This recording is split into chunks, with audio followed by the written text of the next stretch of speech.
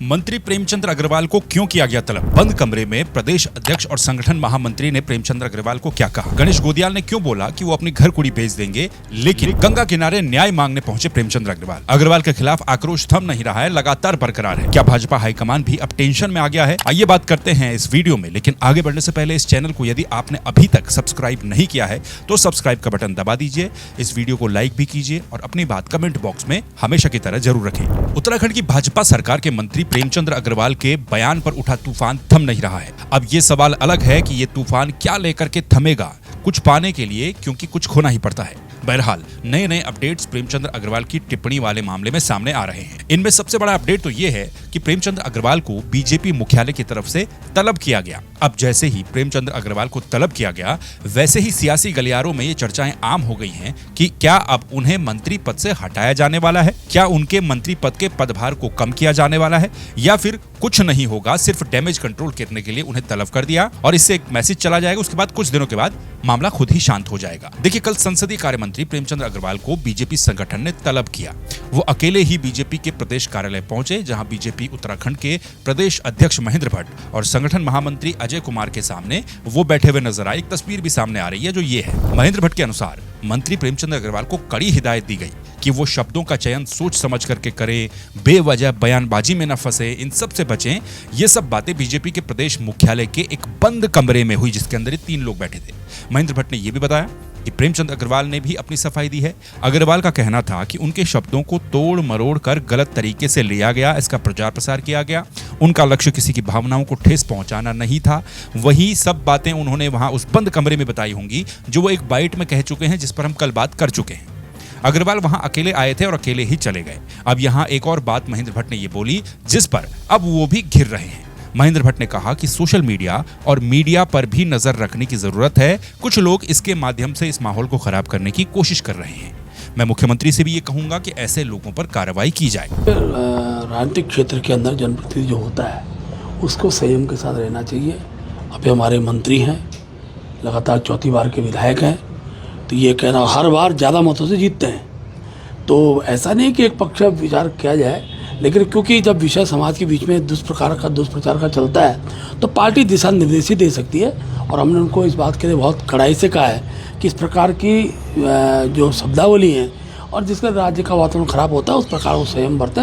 लेकिन मुझे बताते खुशी भी है, उन्होंने उसके लिए पहले तो उन्होंने कहा कि मेरा दूर दूर तक इस प्रकार का कोई भाव नहीं है, फिर भी किसी की भावना को ठेस पहुंची है तो उन्होंने खेद प्रकट किया है। उन्होंने माफ़ी भी पार्टी स्तर पर मांगी है और मैं कह सकता हूँ कि इस प्रकार का माहौल कम से कम इस पर रुकना चाहिए। और इतना ही नहीं, क्योंकि अगर हम इस प्रकार की चर्चा करेंगे तो आज एक पक्ष बोल रहा है, कल दूसरा पक्ष बोलेगा, और देवभूमि का जो स्वरूप है इसको, और मैं चैनल के माध्यम से आप सबको आग्रह भी करूंगा कि समाचार चैनल के माध्यम से, बाकी सब चीज़ों, सोशल मीडिया के माध्यम से भी अगर देवभूमि के इस भातृत्व के भाव को बिगाड़ने का जो व्यक्ति भी कोशिश करे उस पर भी इस प्रकार की कार्रवाई होनी चाहिए। अब महेंद्र भट्ट की इस बात से कई लोग सहमत नहीं है। माहौल खराब मीडिया या फिर सोशल मीडिया कर रहा है, या फिर आपके ही मंत्री ये काम बहुत पहले उस बयान के दौरान, उस टिप्पणी के दौरान कर चुके हैं। इस मामले पर कोई भी अपनी तरफ से कोई बात बढ़ा चढ़ाकर नहीं कह रहा है। ये सब तो बयान में है और बयान वीडियो में है और वीडियो वायरल हो चुका है। अब उस टिप्पणी पर भी यदि कोई अपनी प्रतिक्रिया दे रहा है या फिर उस पर कोई विश्लेषण कर रहा है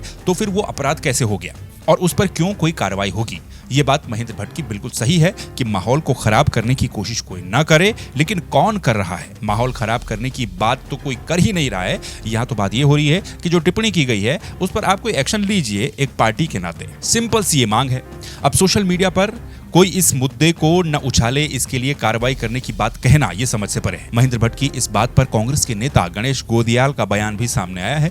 गणेश गोदियाल का कहना यह है कि मैं चुनौती देता हूं कि आप किसी एक पर भी कार्रवाई करके तो दिखाइए, मैं अपनी घर कुड़ी बेच दूंगा, लेकिन उसकी रक्षा के लिए आगे रहूंगा। महेंद्र भट्ट जी कह रहे हैं कि ये जो सोशल मीडिया पर इस प्रकरण में जो अपनी राय रख रहे हैं, जो टिप्पणियां कर रहे हैं, इन पर मैं मुख्यमंत्री जी से कहूंगा कि इस पर वो कार्रवाई करें, प्रशासनिक कार्रवाई करें, सरकार की ओर से कार्रवाई करें। उनका अर्थ है कि इन पर मुकदमे दर्ज करें और इन पर पुलिस के द्वारा कार्रवाई की जाए।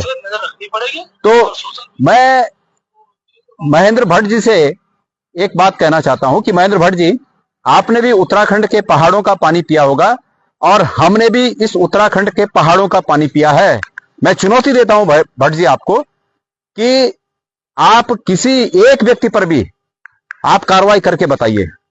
मैं सब लोगों से, अपने कार्यकर्ताओं से, अपने पार्टी के तमाम पदाधिकारियों से और इस प्रदेश के प्रत्येक नागरिक से वादा करता हूं कि इस प्रकरण में अगर सरकार ने किसी एक व्यक्ति पर भी अगर कानूनी कार्रवाई या कार्रवाई करने की बात कही तो उसके लिए गणेश गोदियाल जो पड़ेगा, मैं अपनी घर कुड़ी सब बेचनी पड़ेगी बेचूंगा, लेकिन मैं उनकी रक्षा के लिए आगे आऊंगा, उनकी पैरवी के लिए आगे आऊंगा। पहाड़ के ऊपर प्रेमचंद अग्रवाल की टिप्पणी से पूरी की पूरी बीजेपी अब बैकफुट पर नजर आ रही है। ये आवाज सिर्फ देहरादून उत्तराखंड तक ही नहीं गूंज रही है, बल्कि इसकी गूंज दिल्ली तक पहुंच चुकी है। यही कारण है कि एक कैबिनेट मंत्री को, वित्त मंत्री लेवल के मंत्री को बीजेपी मुख्यालय में तलब किया गया। अब दूसरा सवाल यह है कि क्या कैबिनेट में अब इसी बहाने बदलाव होने की कोई गुंजाइश भी है? क्या जो मांग की जा रही है कि मंत्री परिषद से प्रेमचंद अग्रवाल को हटाया जाए, क्या ऐसा होगा, या फिर अगला यानी कि 2027 के विधानसभा चुनाव में टिकट के भी उनके लाले पड़ जाएंगे? ये सब हो भी सकता है क्योंकि डैमेज बीजेपी की इमेज को हुआ है। इस डैमेज को कंट्रोल करना है। पहाड़ी वोटर जो कि भाजपा का कोर वोटर लगातार रहा है, लगातार यहां पर लोकसभा चुनाव से लेकर विधानसभा के चुनाव और फिर हाल ही में निकाय चुनाव में भाजपा को यहां के लोगों ने जिताया है। लेकिन उसी पार्टी के मंत्री की टिप्पणी वो कर गई जो काफी समय से विपक्ष नहीं कर पाया, यानी कि एक माहौल बना दिया। अब प्रेमचंद अग्रवाल इस विवाद को लेकर के मां गंगा की शरण में भी गए हैं। गंगा किनारे जाकर के साईं घाट पर प्रेमचंद अग्रवाल मां गंगा से न्याय मांग रहे हैं।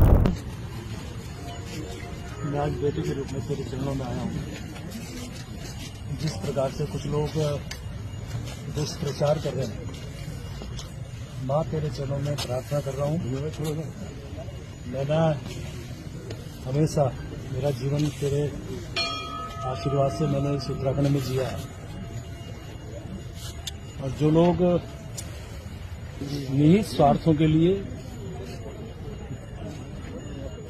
और मुझे निशाना बनाते हुए विकास को बाधित करने का काम कर रहे हैं या अपना स्वार्थ के लिए दुष्प्रचार कर रहे हैं, हे मां, मैं हमेशा तेरे पे आस्था रखता हूं। तो उनका भी कल्याण कर और मुझे न्याय दे। मैं न्याय मांगने आज मां तेरे दर पे आया। जय मां करके हर बोलो गंगे मैया की जय। बोलो गंगे मैया की जय।